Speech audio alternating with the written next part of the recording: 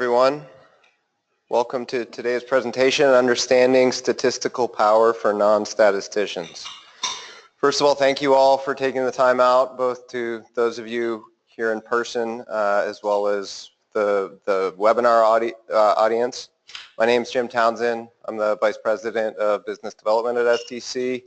I'm just going to be quickly kicking things off, going over a few housekeeping items, and then turning it over to our presenter, Dale Usner, so that he can dive right into the core presentation. So from a housekeeping perspective, we're scheduled for a 1-hour presentation. We're going to reserve the last 15 minutes for Q&A. Because we've got the split audience for live and web, we're going to take questions from the live audience first. So when we get to the Q&A, I'll walk around passing the microphone to anyone with questions. Then we'll go to the webinar audience, time permitting. We will log all questions from the webinar. Webinar audience, please use the chat function for questions since you're obviously muted from an audio perspective. If we don't get to any of the questions that come from the webinar audience, we'll follow up because we're going to log them all. And then lastly, the slides as well as the webinar itself for everyone who's registered, you'll get an email with that and follow up. They'll also be available on our website for download. So I am pleased to introduce our presenter for today, Dr. Dale Usner. Dale is president of SDC and has been with our organization for the past 5 years. Prior to joining SDC, Dale's experience includes leading stats and data management teams at sponsor companies with AVI Bio, Zymo Genetics, Bausch & Lomb. And he also has large CRO experience with PPD. Dale has an array of therapeutic experience. As you can see, it's probably easier to list therapeutic areas Dale hasn't worked in than those that he has. And Dale also has a breadth of experience on supporting things from a regulatory perspective, regulatory agency interactions, and everything from pre-IND, IDE meetings, advisory committee meetings, etc. Dale holds a Ph.D. in statistics from Oregon State University. I've personally been fortunate enough to work with Dale for the past 8 years, first as a client and now as a colleague. And one of the great things about working with Dale is he really helps everyone on a study team understand the impact, implications of things from a statistical perspective, no matter what your role is on that study team. And I think that's one of the key things that you'll hear today is and another thing that Dale really tries to instill in all of our team members at SDC, there's actually signs on our wall stating this, which is just always asking the question, how do we help people? And so, like I said, I think that message will come through today. So with that, I'll hand it over to Dale and jump right into the presentation. Enjoy. Thank you, Jim. And thank you, everyone, for joining us today for a lunchtime webinar, Understanding Statistical Power for Non-Statisticians. I definitely appreciate taking the time out from DIA to come to this presentation. A brief overview of the agenda at a high level. I'm going to walk through what is statistical power, next how assumptions affect statistical power as well as sample size, and then finally how power is associated with what is statistically significant. And as Jim stated at the end, about 15 minutes, there will be some Q&A. So if you would, just please hold off your questions. For those folks here in person, hold off your questions until that point in time. As Jim stated, those folks on the webinar, feel free to enter your questions in as the presentation is ongoing through the chat. I will let you know that I will be asking the audience some questions, especially at the beginning. Some of them I actually will look for a response for. Others I won't look too long for a response, but I just want you to really think about those questions yourself. So what is statistical power? So here's a typical conversation that occurs in clinical trials whenever a new protocol is being designed. Clinical medical representative will go up to a statistician and say, I want to compare our test product to the control product in systolic blood pressure. What sample size do I need? statistician's going to come back and say something of the sort, well, assuming a difference in means of 10 millimeters of mercury, a common standard deviation of 20 millimeters of mercury, 64 subjects per treatment group are required to have 80% power for a two-sided alpha of 0.05. Next. They separate, protocol gets written, clinical, medical, hopes that the statistician knows what they're doing, and they move forward. That's not what we want to have happen. Questions.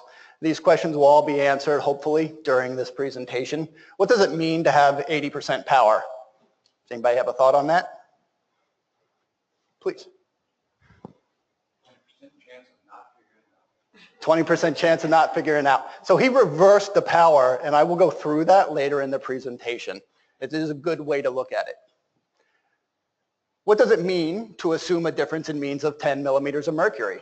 What if the true difference is actually less than 10 or greater than 10? What role does the standard deviation play? What if the true standard deviation is greater than 20 or less than 20? This final question, what happens if the difference observed in the study itself is actually less than 10 millimeters of mercury? Does anybody have a thought on that? You fail. Anybody else? That's precisely the motivation for this talk. So thank you. Going back to the example, again, where we have a mean, we're assuming a mean difference of 10 millimeters of mercury and a common standard deviation of 20 with 64 subjects, 80% power. The study will demonstrate a statistically significant result if the difference observed in the study is 7 millimeters of mercury or greater. This does assume that the standard deviation seen in the study is 20 millimeters of mercury. So it is heavily reliant on that standard deviation. But it's actually less than one assumes at the beginning of the study. With 85% power, the sample size increases, so the difference needed is actually even less at 6.55. 90% power, sample size increases yet again, and the difference actually goes down to about 6 millimeters of mercury.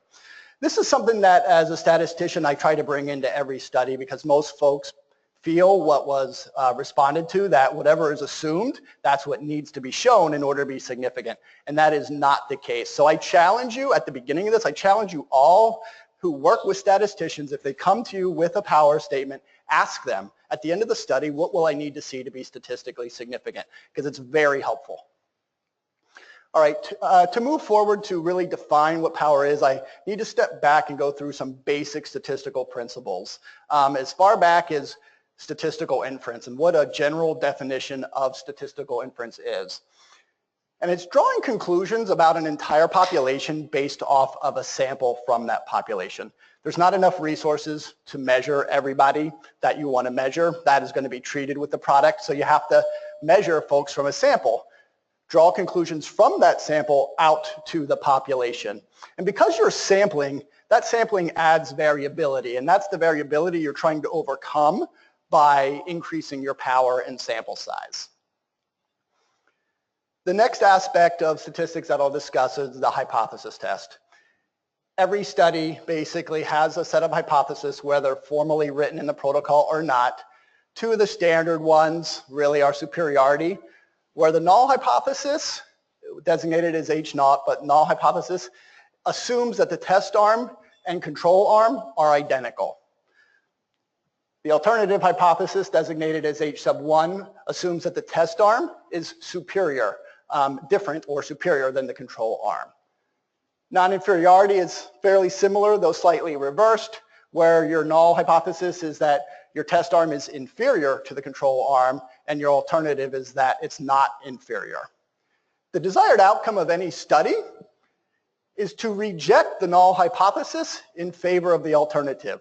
So to reject that the test and control arm have the same outcome in favor of the alternative that the test is superior, in the superiority case, to the control arm. And without loss of generality, so I don't have to keep flipping back and forth, I'm always going to be talking about superiority moving forward. But everything I say is equally fine in the non-inferiority or equivalence scenario. I'm going to give a brief example of the statistical inference as well as hypotheses using a coin flip example. And so essentially, let's say I'm going to run a couple of experiments to test whether or not a coin is fair. The null is that the proportion of heads is equal to the proportion of tails is 50%, a fair coin. The alternative is that the proportion of heads is greater than the proportion of tails. It's somehow weighted in favor of heads over tails. So let's assume we have an experiment where we flip a coin 4 times. The result is 3 heads and 1 tail, so 75% heads. Should the null, that the proportion of heads equals the proportion of tails, be rejected? Is there enough evidence here to reject that? No. Your natural inclination is to say no, and that's correct. And the reason is because of the small sample size, the probability of this happening, or worse, is actually quite high, even when the coin is fair. It's 31.25%, even with a fair coin. So it's not really giving enough evidence that that null is incorrect. Now say we flip a coin 40 times and we get 30 heads and 10 tails. Exact same result, 75% heads. In this case, should the null hypothesis be rejected? Yes. In this case, the probability of obtaining 30 heads or more in a 40-head flip, or sorry, in a 40-coin flip, assuming that it's a fair coin, the probability of seeing 30 heads out of 40 flips is quite small at less than 0.1%. And what I'm demonstrating to you here is your natural logic skills and inclination to go the right direction when statistical jargon isn't thrown in. So just keep thinking that way. All right, last set of things I need to define here, and then we're going to jump into basically what this talk is about, which is what is statistical power. So what I'm going to talk about here is the type 1 error or alpha level. I think everybody hears this. Folks generally say it has to be a two-sided alpha of 0.05. And in fact, through most of this talk, I'm going to assume a two-sided alpha of 0.05. And this is the probability that the study concludes that the test arm is superior to the control arm when in fact it's not. They're identical, but that study concludes that they're different. This is considered a regulatory risk. The reason it's a regulatory risk is because regulatory bodies do not want to approve a product that has no efficacy. And so if the probability of the type 1 error is small, they're comfortable that, all right, the study showed fairly conclusively that the test arm is significantly different than the control arm. And there's very low probability that those results would come from the scenario where they're truly not different. Power is the probability that the study concludes the test arm is different from the control arm when the test arm truly is different from the control arm. So this is considered the sponsor risk. And the reason it's a sponsor risk is because you want a high probability of demonstrating success if your product is truly successful or is truly efficacious. So let's think of a scenario where you have 50% power. 50% of the time, coin flip.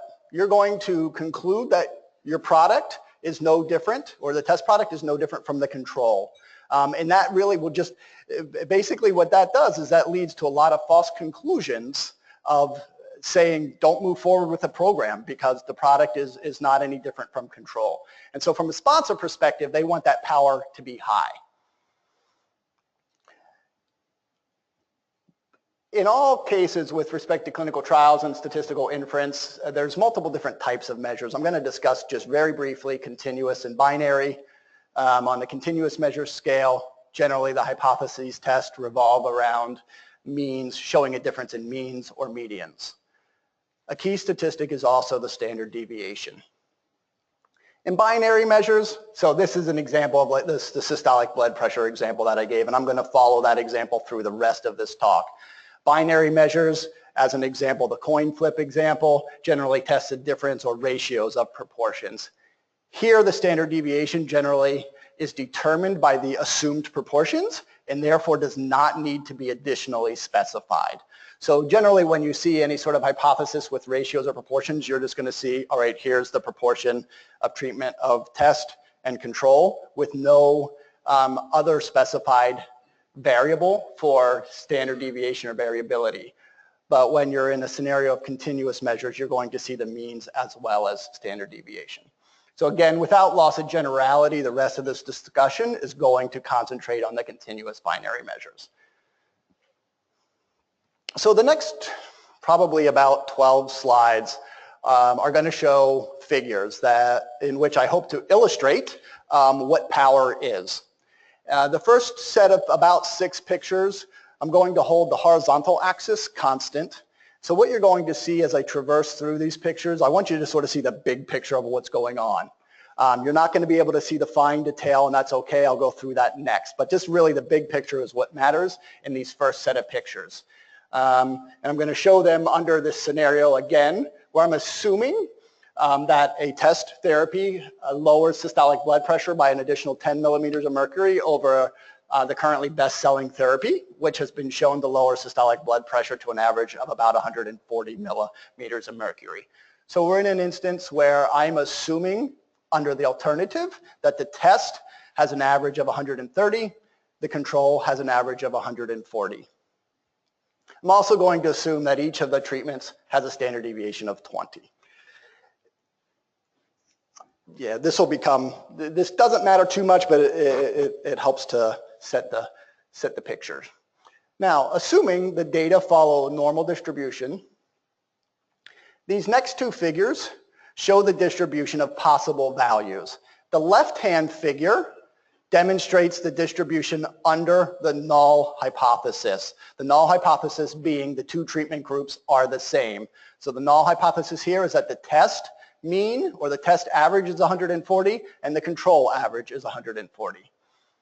The right figure is a figure depicting the distribution of observations under the alternative, that the test observations follow a normal distribution with a mean of 130 and the alternative and the control being following a distribution with a mean of 140. Purple delineates where the test and control overlap. So as you can see here under the null hypothesis where we're assuming the test and control to be the same, it's all purple. There's a lot of purple in the alternative. Blue parts of this figure depict the test arm distribution, and the orange part of the figure depict the control arm part of this distribution.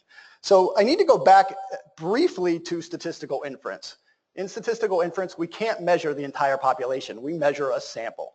So in this case, if I'm looking at the right figure here with under the alternative hypothesis with a sample size of 1, it's very probable that if you select somebody who is on the test arm, you get a systolic blood pressure, let's say a 160.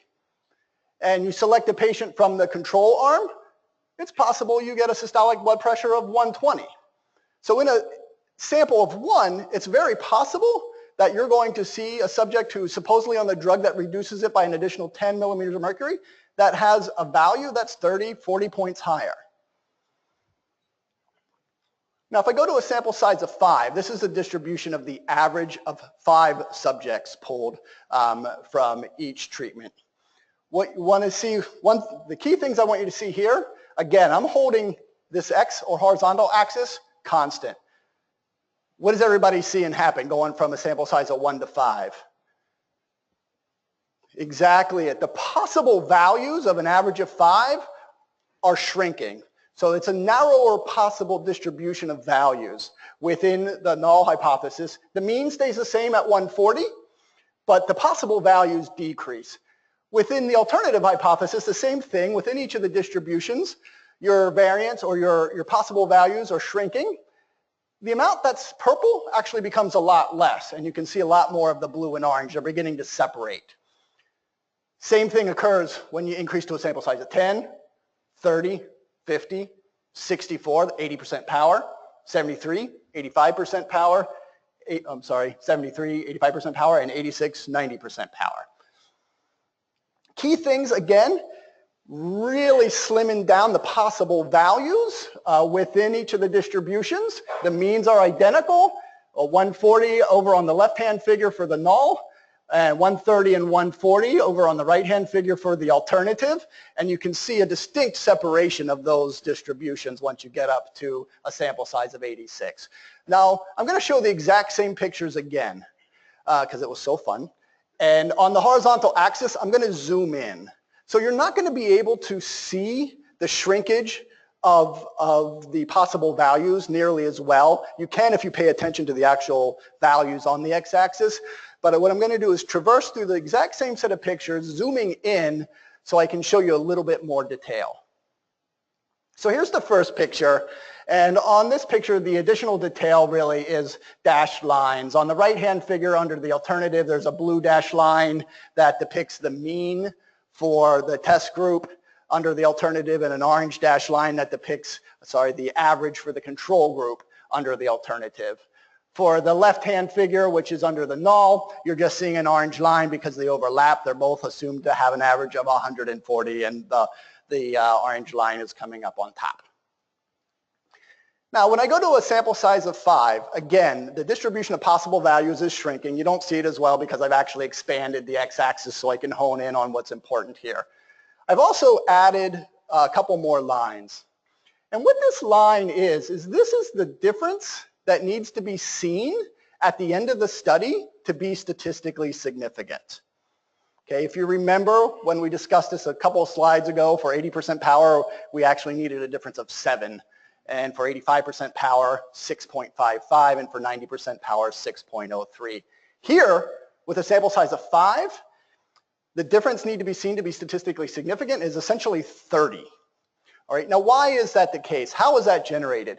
That's generated off of the null distribution because, again, back to the regulatory risk. Regulatory bodies want there to be a small probability of concluding that there's a difference under the assumption that they're the same. So this null, this is the left-hand figure is a null figure. It's where we're assuming the distributions are the same. And so essentially what you want to think about is that the values outside of the two lines are 5%. It's not quite correct, but it's the easiest way to think about this. Now, so this difference, again, it's calculated based off of needing a small probability of concluding there's a difference when there truly is not a difference. Now I take that calculated difference and I transfer it over onto the alternative, onto the right figure. And what you can see here on the right figure is that if you look to the left of the solid blue line or to the right of the solid orange line, there's more of the distribution outside of those lines than given in the left-hand figure under the null. All right? One would say it's about twice as much. Sure enough, the power or the probability of showing a difference of 30 or more, 29.6 or more, is 10%. Okay? Next slide. Exact same setup, sample size of 10. Now, the difference needed to show statistical significance, again, generated based off of the null distribution, because you want a small probability of claiming there's a difference when there truly is not. And here again, two-sided alpha 0.05. The difference is 18.8. Again, pretty similar depiction on the left-hand graph of the amount of the figure outside of those lines. The key thing here again is that I'm zooming in on the x-axis. So if I transfer that 18.8 difference over onto the alternative, a couple of things. With an N of 10, you're actually really starting to see some nice separation between the distributions. There's a lot less purple or overlap, and there's a lot more area outside of those lines. So the probability of showing a difference of 18.8 or greater under the alternative is 18%, and that is indeed the power.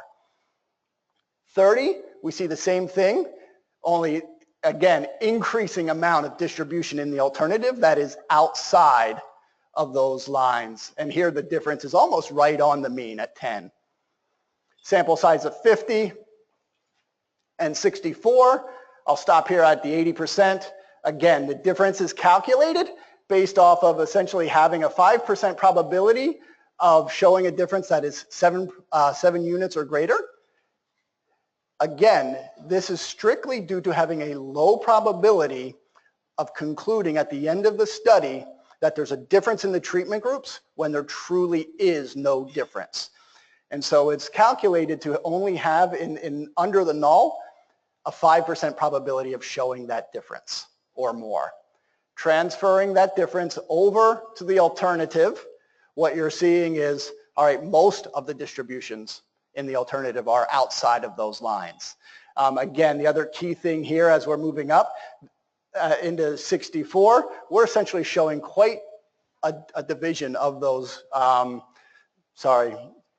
those distributions. They're very separate at this point. They also both have a very low possible set of values. It's just not as easily shown here because I am zooming in on the x-axis.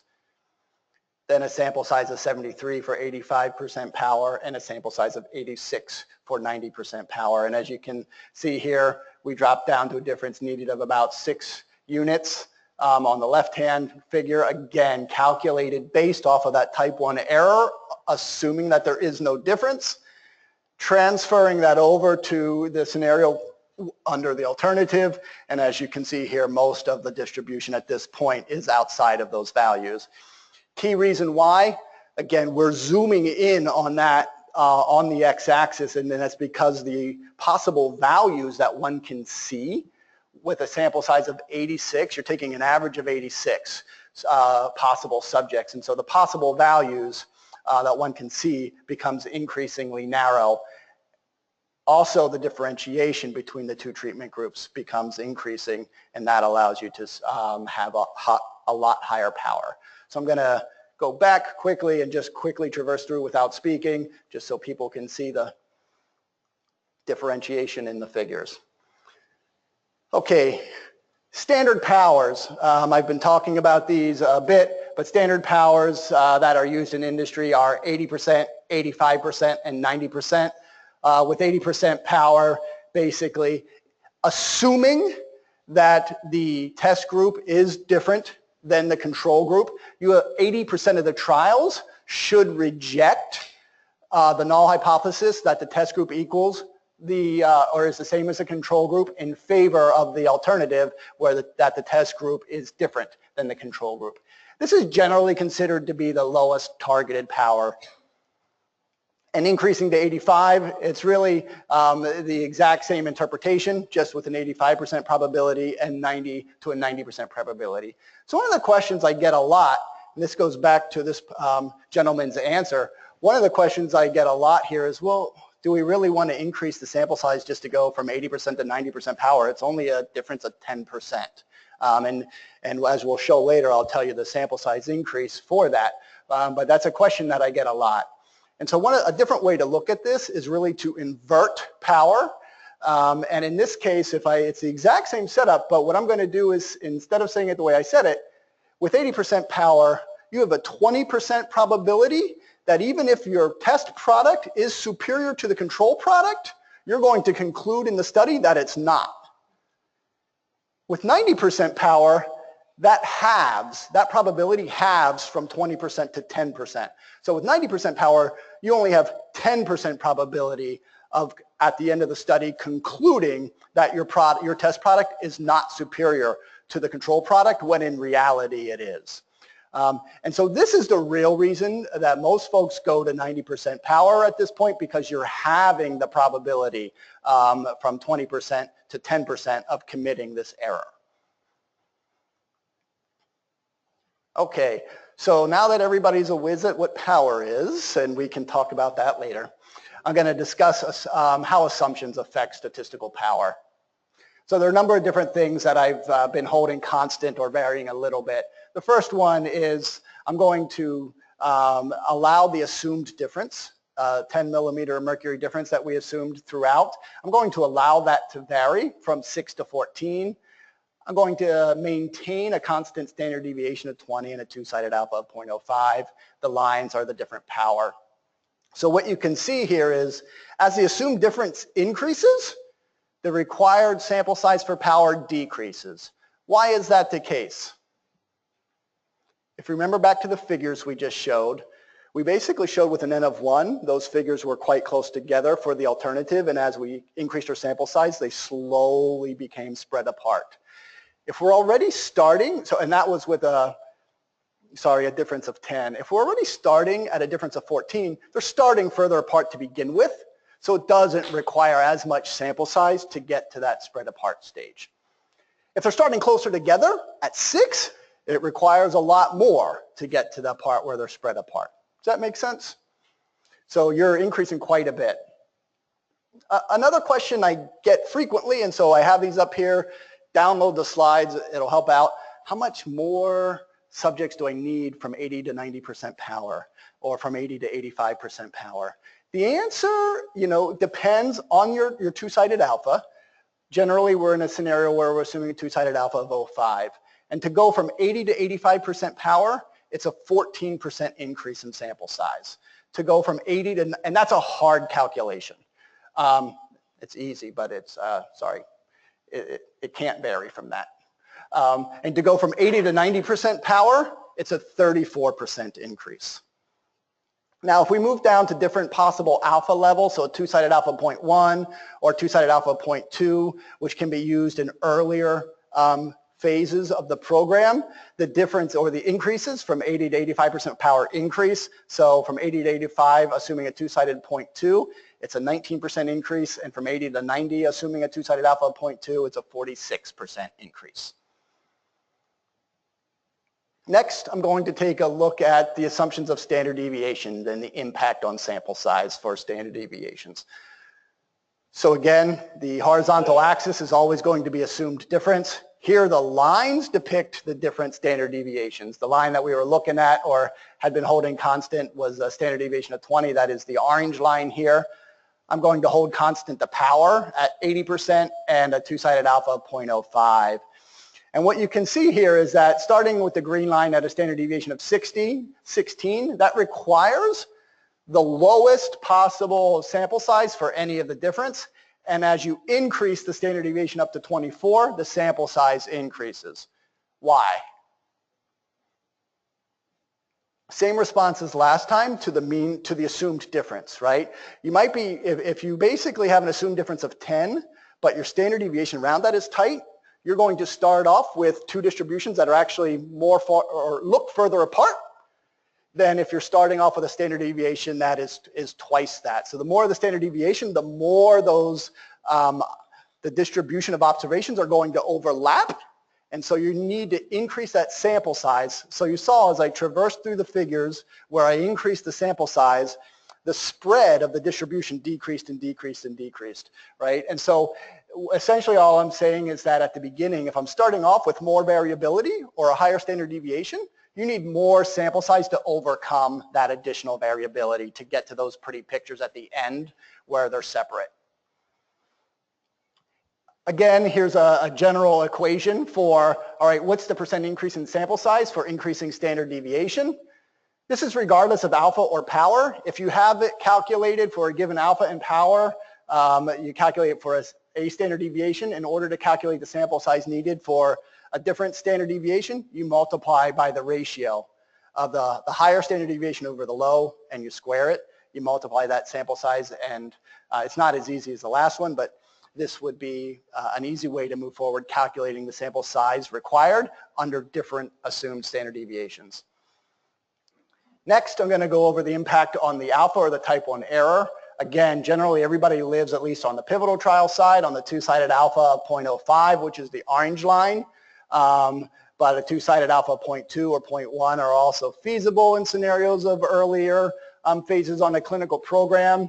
And what you can see here is that, again, as your alpha decreases, your sample size increases. Rationale for that is because you want less probability of falsely concluding difference under the under the null. So again, this two-sided alpha 0.05 basically is saying, all right, when the two treatment groups truly are not different, I only want 5% chance that my study concludes there is a difference. And because of that, I'm only going to say it's significant if there's a larger difference between the values that I observe. Now, if I increase that error rate up to two-sided 20, that means I'm okay 20% of the time if the two products truly are not different. I'm okay 20% of the time concluding that they are different. And that's why in this scenario you need less sample size. So again, here are some general numbers to help calculate if you want to increase within 80% power. What's the sample size increase going from a two-sided 0.5 to a 0.1? It's a decrease by about 21%. And going from a two-sided alpha of 0.05 down to 0.20, it's a decrease of about 42%. And then at 90% power, going from a two-sided alpha of 0.05 to 0.10 decreases the sample size by about 18%, and going from a 0.05 to 0.2 decreases the sample size by about 37%. All right, this is the last set of figures. And this is looking at the impact of the assumed randomization ratio. Frequently, the randomization ratio assumed is a 1-to-1. However, frequently also in clinical trials now, either if it's a placebo-controlled trial, people might want to go to a 2-to-1 just because they're concerned whether or not there's going to be enrollment issues if subjects perceive, I have 50% chance of getting nothing, versus a 2-to-1 gives them a 33% chance of getting nothing. That's one reason folks go to a different randomization ratio. Another reason really is for efficacy. Your sample size required to show efficacy is smaller than what is needed to demonstrate an appropriate safety profile. And so they'll increase the ratio in order to have more folks on the test product to help them buffer up the amount of subjects on drug for the safety profile. However, in doing so, folks usually don't realize that overall the total sample size increases when doing that. And so what you can see here, the green line, so the solid lines depict a 1-to-1 ratio, the dashed lines depict a 2-to-1 ratio. So again, for 80% power on a 1-to-1, it's the bottom line. If I go up to an 80% 2-to-1, which is the green dashed line, that's pretty much contiguous with the 85% 1-to-1 power. So your sample size increases by about the same amount as it would with an increase in 5% power.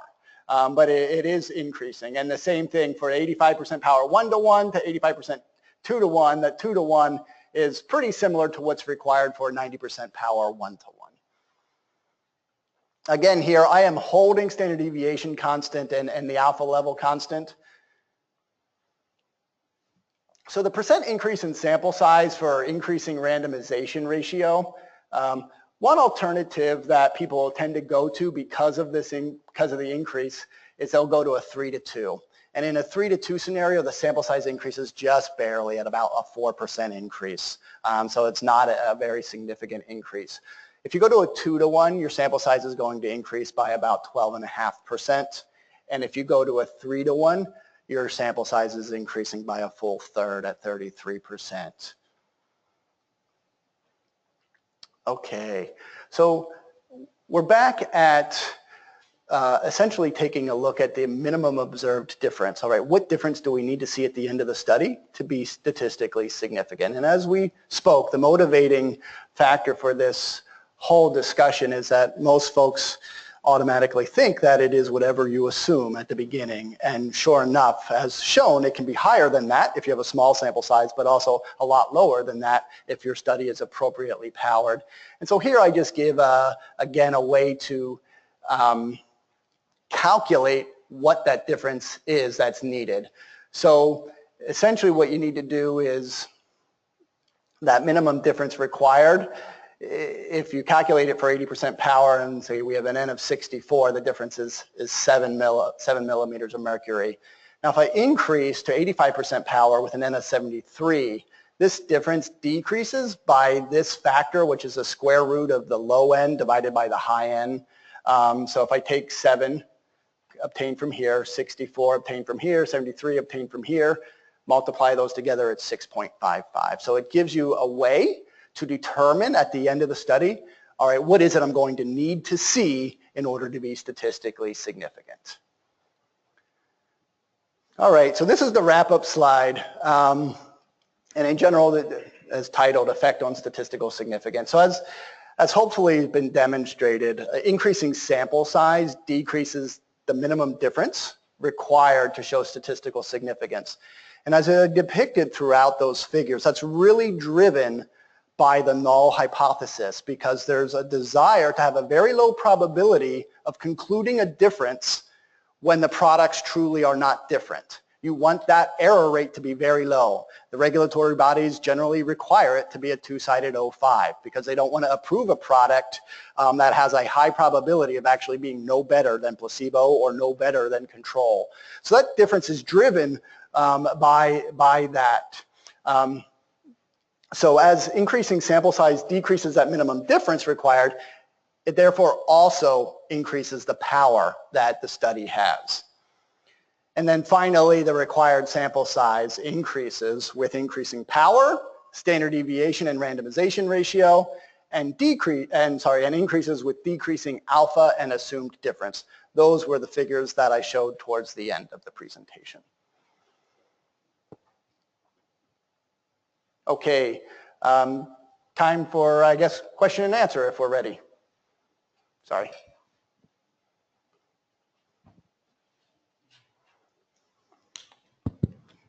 Perfect. Yeah, and we're right on time, so we've got a full 15, 20 minutes for questions. So like I said at the beginning, we'll start by taking any questions from the audience here.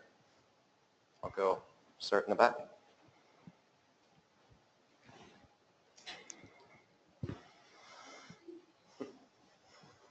Well, thank you. My question is related to interim analysis. As we've seen a lot of interim analysis and taking a peek of the data, and how is that, and we also heard, oh, you have to take a penalty on alpha or spend alpha on that. What does that mean? Yeah, so good question. I'll answer to the best of my ability, considering I definitely don't have slides on that prepared. Essentially, when you take a look at data at the beginning or in the middle of a study, you're making a decision on what to do at that stage. And therefore, some of your error rate is actually being utilized. So for instance, if you look at the data in the middle of the study and you make a decision to move forward, that is essentially saying that the data is currently good enough to move forward. And because there's usually some sort of bar that is pre-set up that, all right, if the interim analysis shows this bar, then we're going to move forward. If it doesn't, then we're going to stop the study. And in doing so, you're essentially giving yourself, I guess the easiest way to explain it is you're giving yourself two shots on goal, if you would. If your interim analysis is such that you're going to stop the study because you're showing efficacy at the interim, you're saying, all right, we've concluded that this product is better than, the test product is better than control. You're giving yourself the chance to do that at both the interim as well as at the final. And therefore, if you keep an alpha level, a type 1 error level of 0.05 at each of those, your overall type 1 error is substantially larger because of the fact that you're giving yourself two chances to win. The effect on power really depends on what possible decisions are made at that interim analysis. And it's actually quite complex, and I can discuss that with you offline. Can you give us insight into how this translates into the magical p-value? Yeah, it's funny that you asked that because the whole time I specifically tried not to discuss p-value. But it flows really, really well. So I'll go back to here, I guess. So I'll define p-value, I guess, just in what I assume is English, but you guys tell me if it is. And it's the probability of rejecting the null. So the probability, sorry, I want to make sure that's not. It's the probability of observing a test statistic at the end of the study that is as or more extreme than the one you observed under the null distribution in the direction of the alternative. So I know that's really specific, and I can write that out and send that to you. Essentially, what it is here is, all right, let's say we observe, in this case, if we observe a difference of 29.6, I know based off of this that my p-value is exactly 0.05 because this difference was calculated to give me a difference or a p-value of 0.05. If my observed difference that I see in the trial is actually, let's say, 35, what I'm doing, so I guess what would happen in that scenario, sorry people online, if I actually observe a difference of 35, then let's say the bars are out here. There's actually a much smaller portion of this curve that is outside of those bars of 35. And if I were to calculate the area, the probability of having those observations are more extreme than the one observed, that is the p-value. Let me cogitate on that, or do you have a follow-up question? That was it? Yeah. It's completely related to the alpha. As you know, just because you have to always basically look at the p-value and you're interpreting it with respect to where it resides with respect to alpha. Is it higher than alpha or is it lower than alpha? And so, for instance, if we were to see an observation at the end of the trial that was 20, I know that that p-value has to be greater than 0.05 because 20 is less than the difference I need to be 0.05.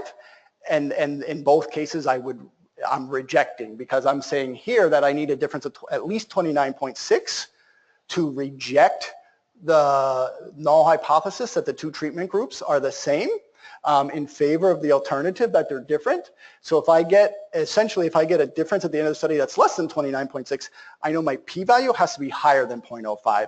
If I get a difference that's greater than 29.6, I know my p-value has to be less than 0.05. And it's the probability of seeing an observation as or more extreme than what was observed under this null hypothesis. So it's all about, all right, am I falsely concluding that the treatments are different when in fact they're not? And that's why everything relates back to the null.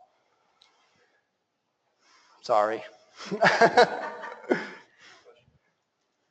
I'm not sure exactly how to ask this, but I know it has regulatory implications because it depends on what you say to the FDA in relation to over-enrollment. So they say, oh, 10% is the industry standard. When we over-enroll in a trial, what's going through the statistician's mind? I know you have to do some additional calculations because the distribution of the ratio now is a little different. Yeah. So it depends on, so really good question, and it also relates back to the interim analysis question. If there's no interim analysis, I'm okay with over-enrolling is not a big deal. If there's an interim analysis, it depends on when that over-enrollment occurs. If the over-enrollment occurs and therefore you have a higher number of subjects at the interim, then the alpha adjustment that you set up at the beginning has to be changed.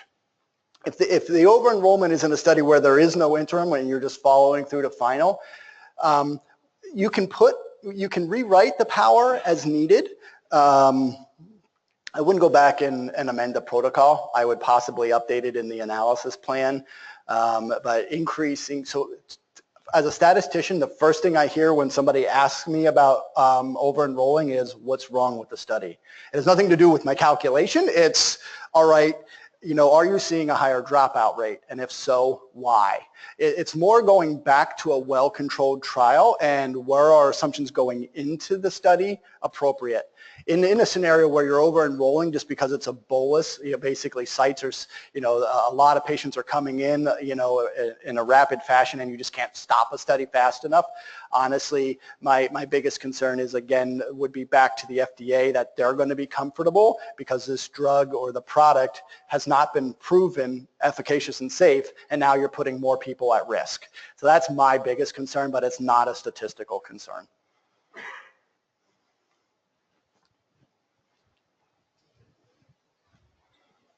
Thanks. So in looking at for instance, the histogram of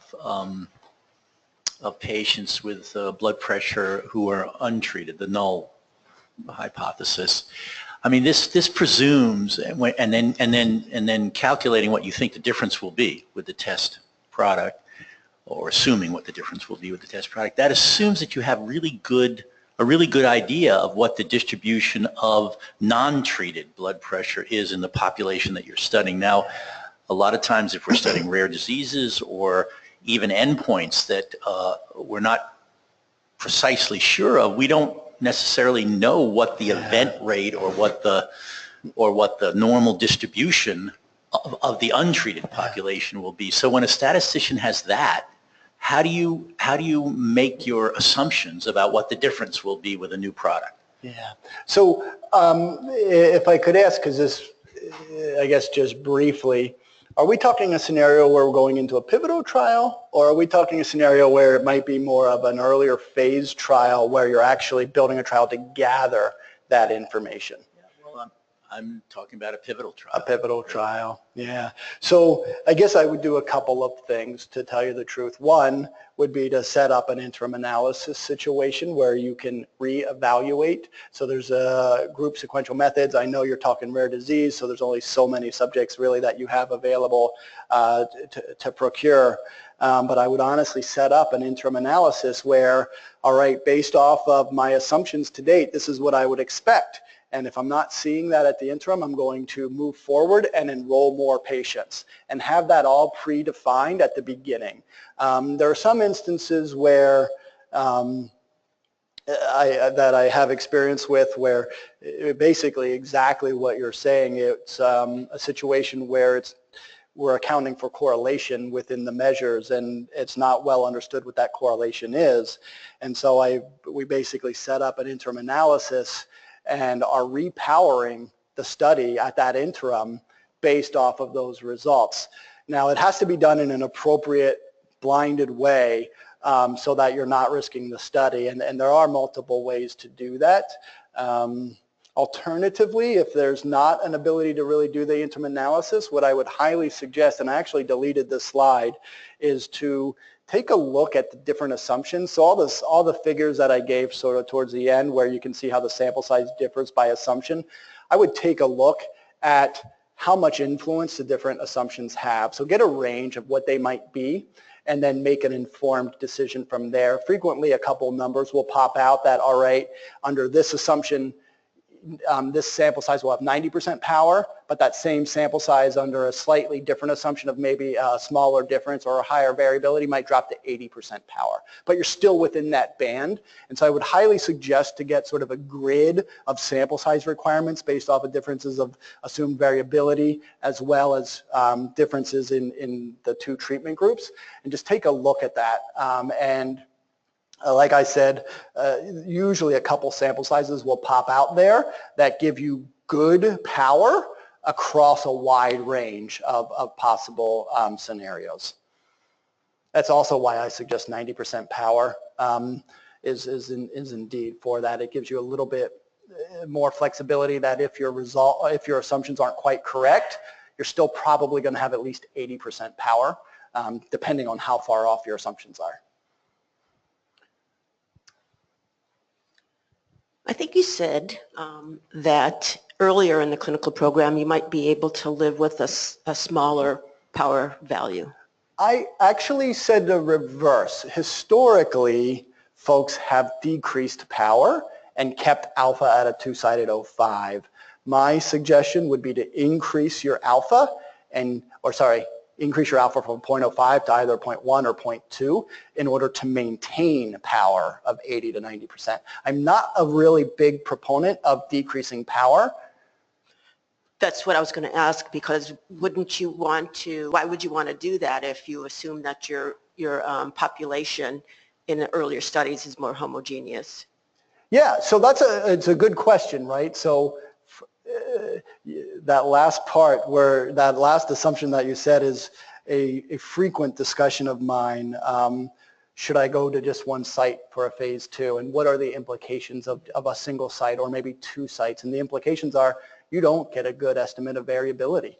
And you then might end up powering your pivotal trial off of a false set of specificity that you're not seeing in the full. So while I understand it's a lot easier and maybe cleaner to get a result by reducing the sites or whatever you're doing to have a more homogeneous population. It also inhibits you from appropriately powering your phase 3. So my key the answer to your question, I guess, is twofold. I like to keep power at 80 to 90% because to me, an early phase study, I don't want to throw away a good drug. And so I want the probability that I'm going to see and demonstrate a difference, if there truly is a difference, I want that probability to be high. And I would prefer to move forward more frequently with a drug that actually isn't efficacious in order to increase my probability that I am moving forward with a drug that is efficacious. And that's why my personal preference is to increase the alpha. So I know I'm going to possibly move forward with a drug that's not as efficacious at these early phases, but I'm lowering the chance that I throw away a perfectly good drug, which is why I like to keep power high. Yeah.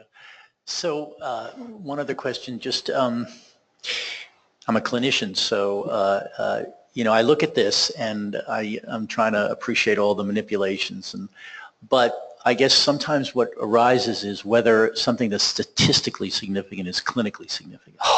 And Step you know, up to the plate. A systolic blood pressure drop of 5 millimeters of mercury, you know. So as a statistician, yeah, when you're doing all these calculations and your clinician, is coming to you with a study and, I mean, an improvement in, climbing stairs by, 2 stairs instead of 16, you do 18, or if you, or whatever it is, or even some of the cancer trials, you increase survival by 1.2 months, over. So I'm just wondering, in terms of power and what you advise when you have that issue of clinical significance versus, because you can show a difference if you do it the right way, that's statistically significant or at least satisfies those criteria. Yeah. But anyway. Yeah, no, great question. And from a statistician's perspective, and it might be more just what I've seen recently, I wish we would get more information with respect to what is clinically meaningful. Frequently, folks don't want to make that statement. And honestly, what I've seen is folks use statistical significance to equal clinically meaningfulness. And I would, as a statistician, would prefer that they don't. Because as you said, I think early in my days, I had a super large sample size, so I showed that a change in IQ of 1 point was statistically significant. Who cares? And it's because you have such a large sample size. As I showed you, increasing your sample size can overcome both variability as well as small differences so that it can be statistically significant. So my suggestion, and I think maybe this is going to need to be a partnership with the statistician and the medical or clinical, to go back to the development or marketing groups on, okay, do we really want to move forward with this product if there is only a 1 unit or 2 unit difference because it's not clinically meaningful? Because that's usually what's driving this. If I'm able to market a product, so non-inferiority, essentially the whole realm of non-inferiority, in my opinion, is doing exactly what you're saying, which is it's a Me Too product, hopefully with a better safety profile, but a marginal difference. And so is that, at the end of the day, though, they're able to market that product and make money. And I would say the same thing frequently if it's even placebo and it's just a small change that it might not be clinically meaningful. If it's approvable and people are going to be able to market it and make money off of it, they're still going to be able, they're still going to want to do that. So I think it's really the discussion between medical and statistics or clinical and statistics. I think there's a partnership there. It's just then having to move that discussion upwards towards, all right, do we really want to go after this product if there is only this much of a difference? Is this marketable? So we're right at the 1 hour mark. We do have a long list of questions from the webinar audience, and like I said previously, we will follow up with responses to those. Anybody here in person, if you have questions that we didn't get to, feel free to let us know. Like I said, you'll get email with full contact info for our team. We'll filter to Dale, and yeah. So, but definitely feel free to follow up. And thank you. I'm assuming, Jim, is there a way that we could have like a frequently asked question or something as well online that people can just go look at as well? Definitely, yeah. We'll post any common questions or anything that's not too specific. We can definitely post a list of those. So, thank great. you.